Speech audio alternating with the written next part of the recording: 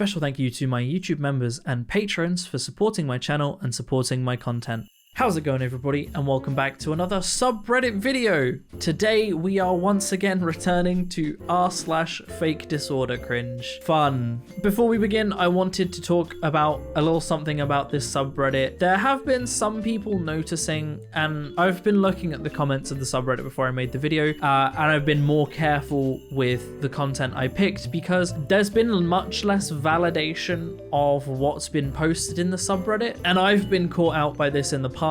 So I've picked ones that are much less likely to be real. And I'm not saying that they are real, I'm just saying that the likelihood of them being real is lower. Fake disorder cringe does require people to reply to a bot and state why something is fake, but sometimes they reply something and then other people reply like this isn't really a valid reason. So yeah, I've tried to be a bit more careful. As always, I don't say that something is like 100% fake or 100% real, and when I'm unsure about something or don't think something is the case, I'll ask it, because although I might think something is the case, I'm not a medical professional. So a lot of people in the comments know more about these things than me, so quite often I learn by asking. So that's what I will be doing in this video. Other than that, I just thought I'd get that out there. Let's take a look, shall we? Did you finish making that 7-year-old little?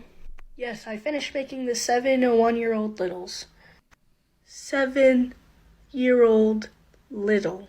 Yes, I finished making the 7 1-year-olds. 7-year-old little. 7 1-year-old littles.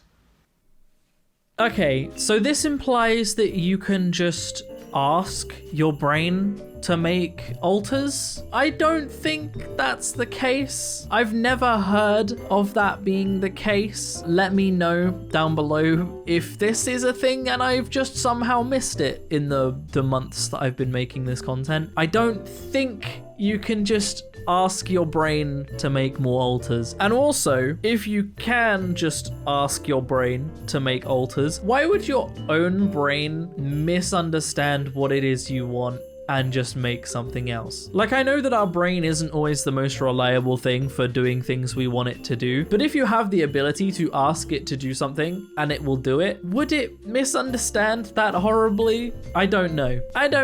Just seems a little bit weird. And also, just asking for a 7-year-old little is a bit, I don't know how I feel about that. Don't know how I feel about that at all. I got diagnosed when I was a baby, like newborn baby, and I'm slightly on the spectrum. Maybe 0.5% based on what parents told me. So I did some research into this out of curiosity and found that the youngest a child can really be diagnosed with autism is 18 months, but the most reliable a diagnosis will be at that for a baby is 2 years, not newborn. And also, how does one be 0.5%? How does one be 0.5%?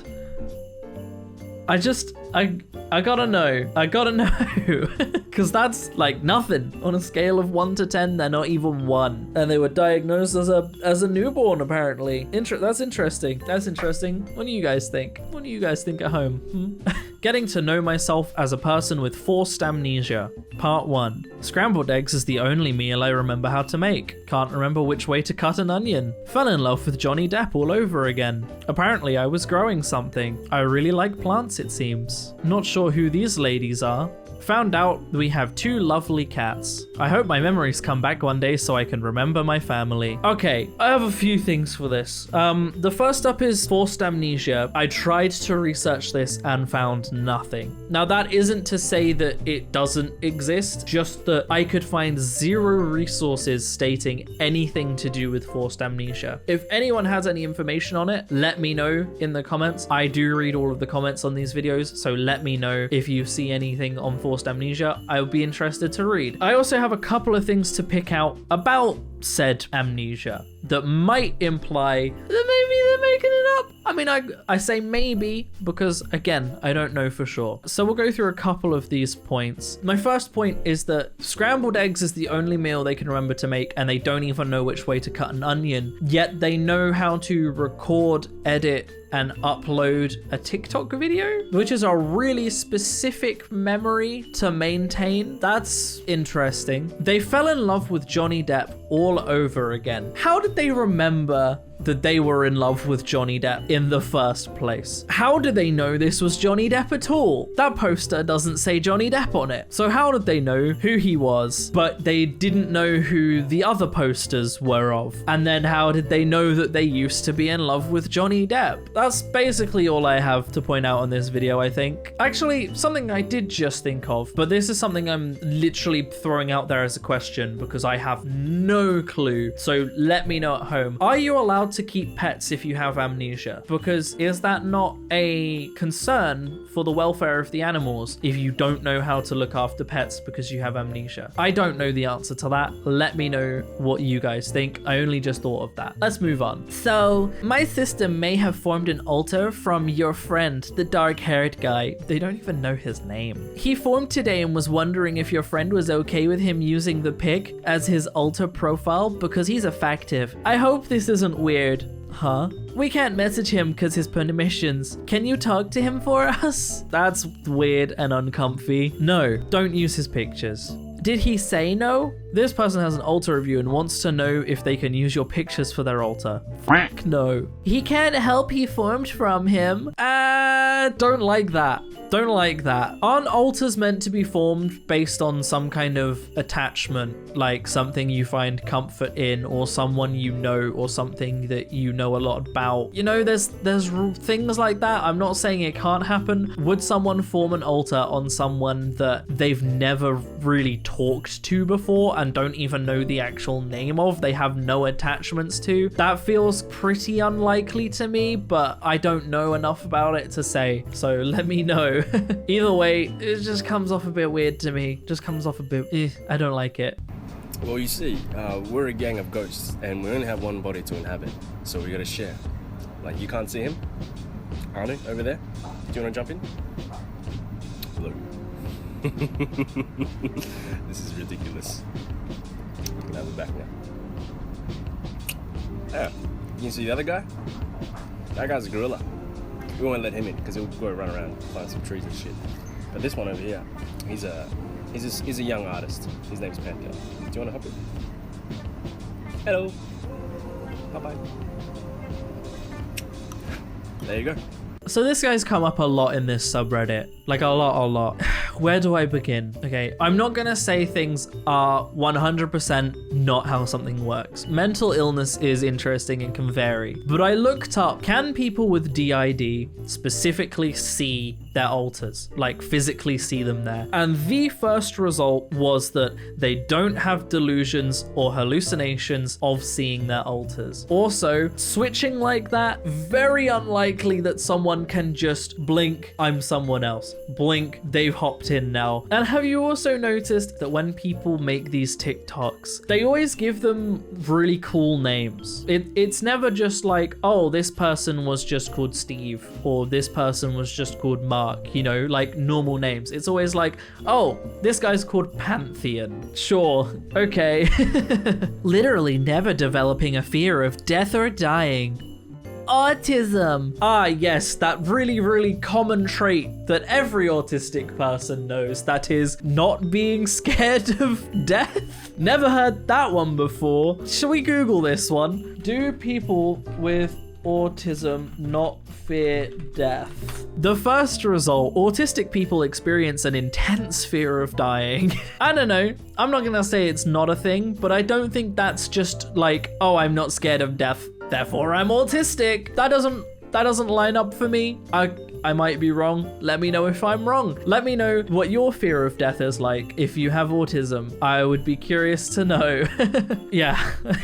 So this one, I'm just gonna skip through because I don't really need to. I can just show you pictures of each. There's not really any talking and the music is copyright. So let's just look at each of these and then I'll talk about it afterwards. So we've got Eden Trauma Holder, non-verbal, age unknown, any pronouns. 7, Host, Trauma Holder, Memory Holder, 18, any pronouns. Res, Secondary Protector, Caretaker, 20, she, her. Psy, Primary Protector, age unknown, he, they. Eros, Role unknown, 15, they, them. Venus, Melisita, 16 to 20, she, they. Ray, gatekeeper, 27, he, him. So what we gather from this is that 7, the host, their age 18 would be the age of the host, right? They're also undiagnosed. They are 18, undiagnosed, and yet have an acute awareness and recognition of each alter and exactly how they appear, what their role is, what their characteristics are. They even have wigs and stuff to attribute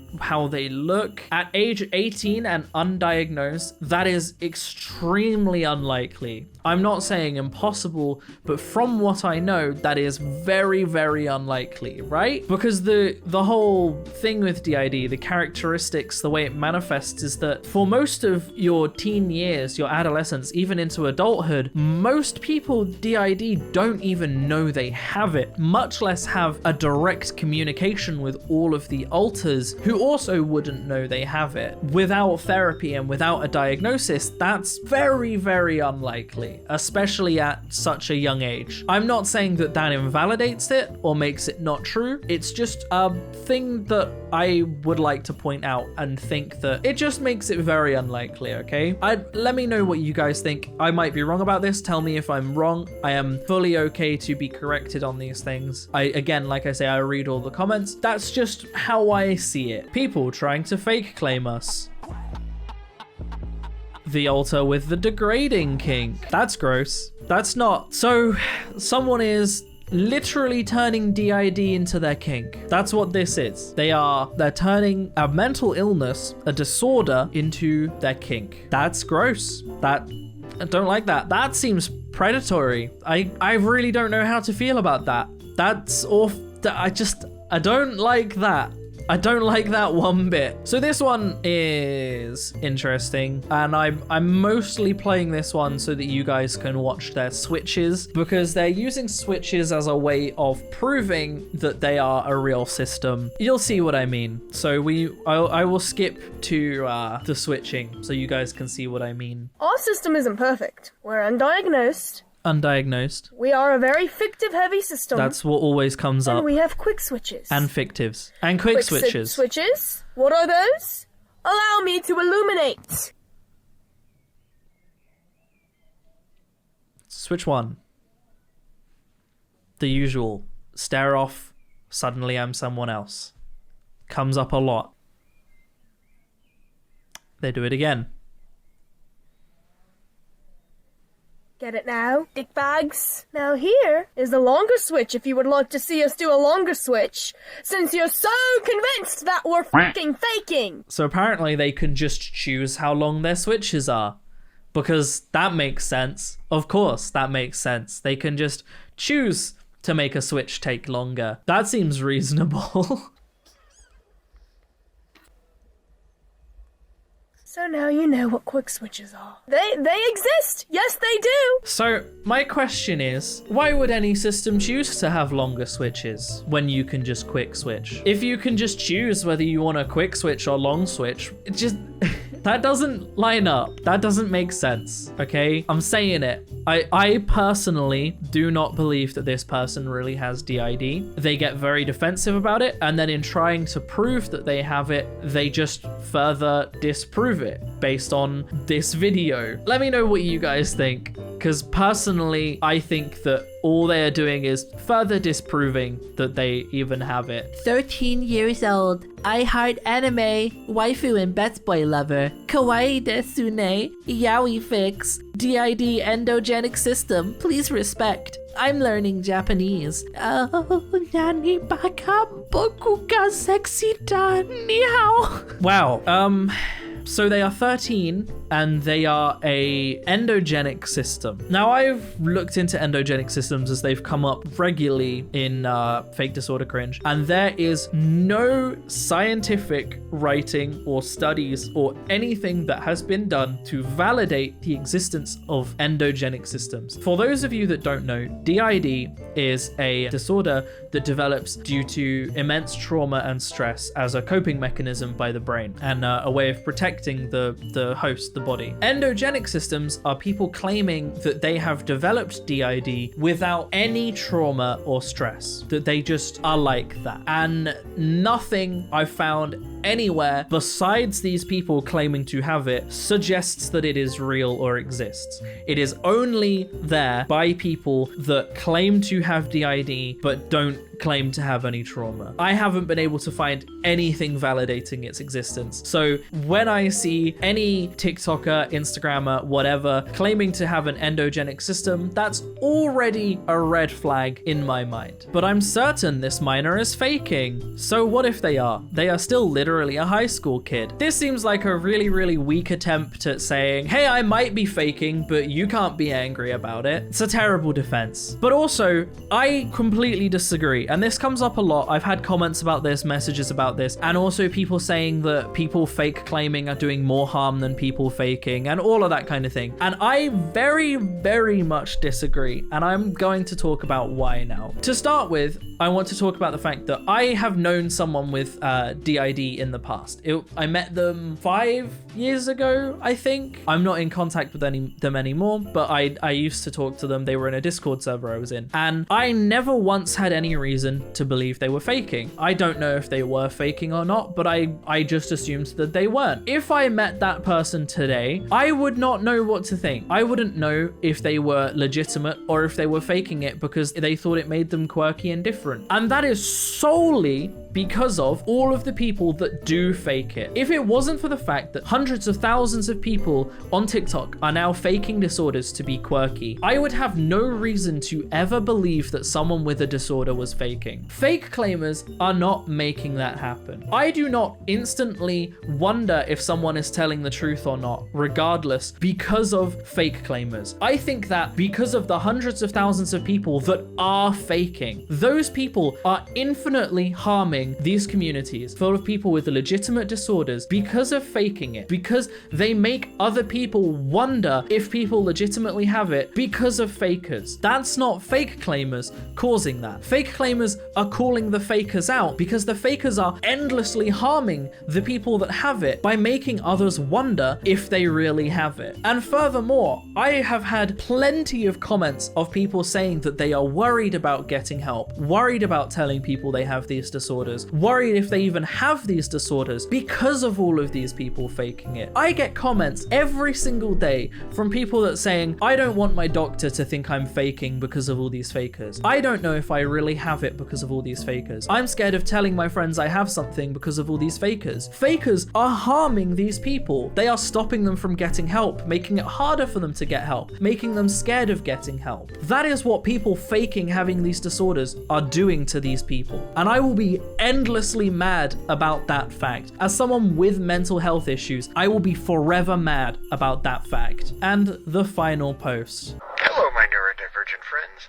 Let's confuse the normies, shall we? Unmask and disassociate. Oh, I can do this. I can do this. 3, 2, 1.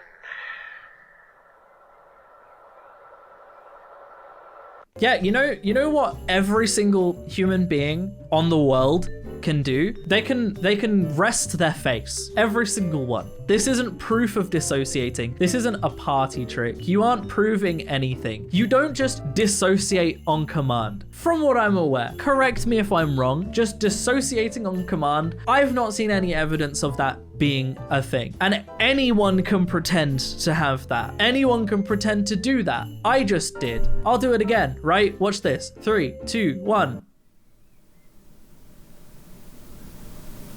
It's not impressive. It's not a party trick. It doesn't prove anything. And that's where I'm going to end the video, everybody. I hope you have enjoyed. If you want to support me in making more content like this, then I have a Patreon in the description down below, or equally you can click the join button on the channel to support me. You can also click the thanks button, which is a new thing. I think you can give donations to videos. I don't know how that works, but it's recently been enabled on my channel. You don't have to do any of it. I'm going to keep making content regardless of whether whether I have supporters or not because I enjoy making content, but it's there as an option if you really wanted to. Special thank you to my supporters: Nix, Holly Miller, Kaori Mori, Chase Howard, Karen Duca, Top Shelf, L, Rennie, Dev, Thomas Penny, Emily Potter, Greyhound, Maxine Lankow, Gravity Gaia, Ale, Kelly Bock, Lucky Socks, Carolyn, The Angry Potato, Sven Arctic Fox, Outcast Jupiter, Abel Eros Winchester, Poet Blanderson, Ghost Orchid, Charlie the Mad 256, Kate Cat, The Wings of Ruin, Conspiracy Cake, Two Lakes in a Valley, Ika Limchok,